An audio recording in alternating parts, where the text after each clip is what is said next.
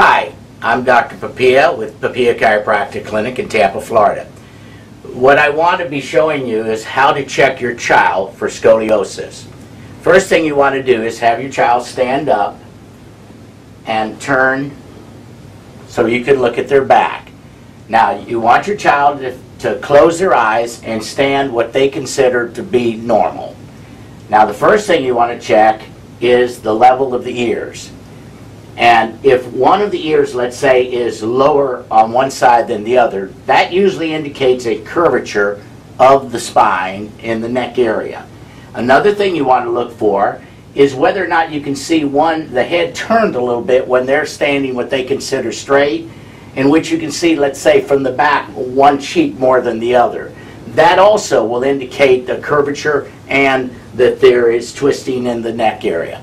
Now the next thing you want to check for the mid-back, whether there's a curvature here, is you want to check the level of the shoulders.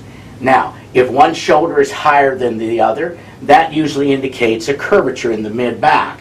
But there's also a couple of other things you want to check. You want to look at the shoulder blades. And take your finger and just kind of put it on the tips of the bottom of the shoulder blade. And if one's lower than the other, that also indicates a curvature or scoliosis in the mid-back. Now, one other thing, you want to look and see if one of those shoulder blades is sticking back further than the other. That also is an indication of a scoliosis, a curvature, but also that the ribs are twisted back on that side.